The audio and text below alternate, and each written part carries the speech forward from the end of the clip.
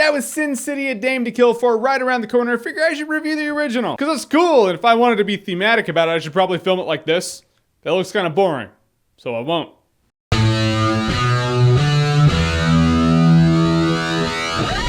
Sin City. So Sin City came out in 2005, I believe it was, and honestly, I believe it changed everything about graphic novel movies. So I don't mean like, you know, it paid homage to it and it kind of illustrated what the graphic novel was like. No, I'm saying the pages were on the screen. Sin City has a black and white stylistic look, but you know, the blood's all red and sometimes one color on the character will shine and everything else is black and white, kind of like this. I don't know, it's kind of cool, right? If I were in Sin City, this is probably how I would look. Now I'm filming this like that because that looks pretty sharp. I really liked it. I'm not even gonna call this a movie. I'm not going to call it a graphic novel movie. I will say it is a motion graphic novel on the big screen, or small screen now that it's out on Blu-ray. This is a graphic novel from how the characters talk to the shots and execution. It is Frank Miller's graphic novel.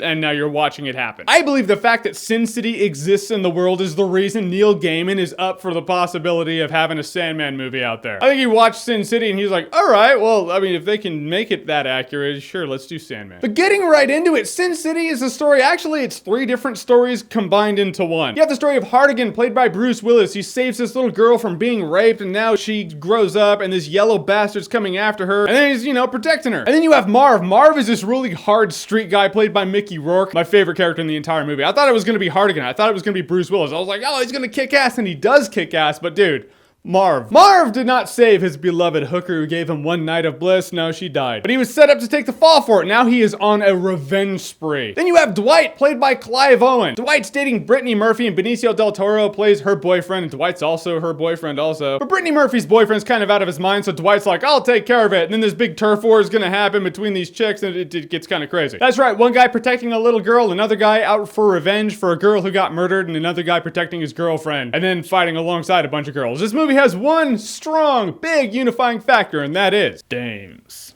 It's very Tarantino-ish, or Robert Rodriguez-ish, and I guess Tarantino was a guest director, which probably means Robert Rodriguez was like, dude, Tarantino, come on set, it's pretty cool. Come on, I'll let you direct a shot, come on. And it's a really exciting, stylistic, very unique movie. It even has the lingo that the graphic novel has. Everyone talks like a really exaggerated Jimmy Stewart's abusive older brother and shit. They're all like, I got nothing but a boot in the rear and a bum ticker. A boot in the rear in a place called Times Square. Which I would say is a negative, and I do have to touch on the fact that sometimes the acting in this movie, you're like, it's not good acting, is it? Either it's bad acting or they're paying homage by exaggerating the dialogue. Some people will find it as a negative, sometimes you do see it as a negative. But you can't discredit the fact that the movie is paying respect to the source material. Sometimes this movie's a little strange. Sometimes the scene you're like, does it make sense that the head is talking and the head is severed and the dude's dead? Yeah, it's happening inside Dwight's mind. Doesn't change the fact that it's gonna put some people off and they're not gonna understand the style. Then the shit goes down, and sometimes when people get shot, it's like a white splatter, sometimes it's a yellow splatter, sometimes it's a red splatter. Blood's different colors, and sometimes it's silhouetted. All the time, it's just like how it is in the graphic novel. I like that. I can't really compare this movie to another movie. Hopefully I can compare it to Sin City: A Dame to Kill For. Because if I can't, that would suck. It would really suck. This movie's absurdly violent. You watch it, you're like, all right, so this is why some critics hated the shit out of this movie. Because they're like, violence, it's bad, it makes me feel weird, I don't know how to handle the violence.